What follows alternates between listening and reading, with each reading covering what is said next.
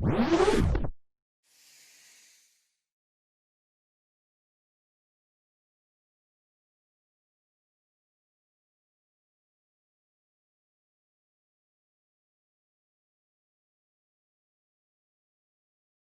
good, guys? This is CarbonKaapi, and I'm your host Karan JP. Today we have a very interesting guest who was a pro badminton player and had represented India as well.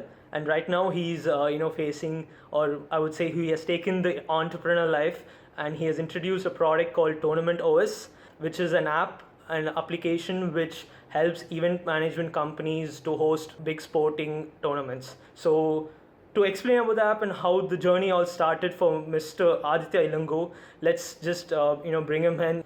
Hey Aditya, how's it going? Hi Karan, all is well. Thank you. Hope you're safe during these lockdown times, and all your family and friends, all of them are safe as well. Yes, we have planned, or we have not trying to take any risks. So we are actually staying at home. So that's something which we all need to do. But yeah, other than that, everything is safe and sound. Everyone's working from home, and we're having our own time. Yeah, that sounds great. That's the best thing to do, to stay indoors, stay safe, and stay productive, right? Yes. Absolutely. So if you say productivity, our entire company has increased by like 100% due because everyone is in their own space, and there's a lot of ideas coming in. So it's all good for us. That sounds really great, Karan. Thank you for having me on this talk today. Pleasure is ours, Aditya. So let's just dive into our interaction. So more than interaction, we were actually very eager to hear your story behind this major shift, from being an athlete, to an entrepreneur. So can you walk us through the journey, from being, from a pro badminton player to an entrepreneur? So my journey, I was playing professional sports since 1999, and I continued to compete professionally till 2012. And in 2011 was when I reached my best world rank of 80th in the world. Post that, I wanted to do something different. I wanted to change the landscape of badminton here in Tamil Nadu. So I started an event management company, and I actually organized India's first international badminton league. It was called the Tamil Nadu Badminton League. We had a few Olympians and some of the top Indian players coming and taking part in it. It was a very similar event to the IPL. We had a player auction and all that. As I was doing this, I realized there was a technology gap that was there in sports, where even though the league that I organized was of a very high quality, the technology to give the best experience to fans was not available. Rather, it was very expensive. So I wanted to build a technology, the same technology, to be available for the masses. That is how I started venturing into Tournament OS, where there is an emphasis on tournaments being digitized, players having their own profiles, players' results are mapped to their profiles, and basically to create a kind of a LinkedIn for sports. Now we're talking about the part of the people who's part of these tournaments. Now when you're talking about organizing a tournament, I do according to my research team, mostly the big leagues or the big tournaments, they have the capital to invest on management systems, to organize the tournaments. So how do you see Tournament OS solve this problem? So the focus of Tournament OS is to provide the best technology at the most affordable cost. So we would ideally want anybody who's hosting a tournament to be able to host an event and give a fan experience in lines with an event like an IPL or a Wimbledon. So that's how our platform is built, where event organizers can choose applications from their marketplace. If they want live scoring, it is available. If they want data analytics, that is available. So that is the kind of a plug and play model that we have for Tournament OS. and we provide a tournament management system free of cost to any event manager on the ground. It's completely free of cost for them to use. It is only when a player pays a registration fee is when we charge an internet booking charge to the player. So event managers are not burdened with the cost of the software. It's the player who pays for it. An affordable league which has some sponsorship wants to have a better web presence. They want to have their own application. They want to have their own website. For that, we charge a premium, where these are well-funded leagues that come through. So we have to, we maintain a very fine balance between the funded leagues and the non-funded competitions, so that the winner at the end of the day should be the sports industry. Super, that's really commendable. This is something which I haven't heard. I've had I've wet my feet in in event management. I've done a few events. So this is something which definitely. And you say that event managers are not charged. It's the players, the registration. So I understand you have two models. Focusing on the premium and large leagues and event managers. So after all this, like how has the market been, how has it been responding to your product, and have you made any improvisations as you go after customer experience? Yes. As a startup company, we're always learning. We're always taking feedback from our end users. Some of our major clients are major national federations. We work with a couple of state federations as well, and we constantly keep working with them. We try to understand what kind of tools will help them manage their federation better and give a better experience to the players at large. So we're always listening to them, and we're always incorporating those features into our product. And that has been the success of Tournament OS. Today, I can proudly say that Tournament OS is capable of digitizing the entire sports digital infrastructure of a country in a few clicks. That's how big we have grown, thanks to the feedback that we've constantly been taking from the market. So in terms of on traction, on the event manager side, we've over 500 tournaments have been hosted on the Tournament OS platform. And in terms of organizations adapting Tournament OS to manage their sports digital infrastructure, we have onboarded about 4 major organizations till now, and we have another 20 in the pipeline currently. But yeah, all this was before COVID. So post COVID, there will be a small a slump for this industry to get back on its feet, but we are staying positive. Awesome. Let's just hope that your pipeline keeps growing, from 20 to 200. That's how we need to, drive ourselves to. Sweet.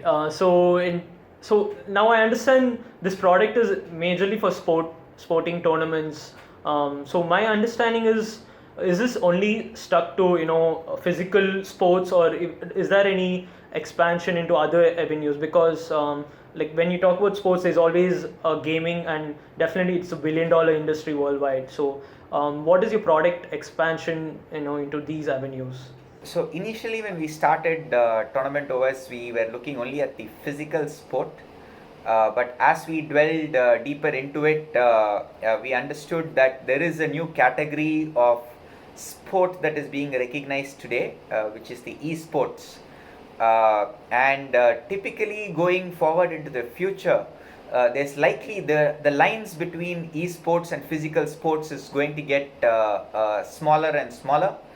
And at one point of time, e-gamers will be recognized in line with the actual sportsmen who are battling it out on the field, and we might even have a new category of sports like robotic wars, etc. So there is a lot of scope. So Tournament OS would ideally will grow, and it will help cater to this entire industry, which will be categorized as sports.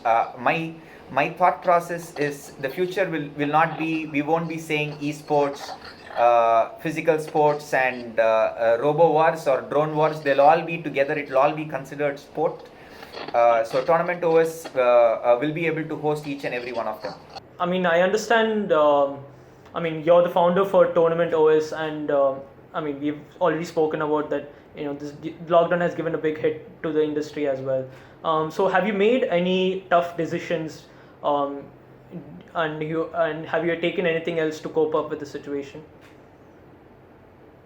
Yes, of course, we had to kind of inform our employees that Tournament OS was going to be with cash flows that have completely stopped.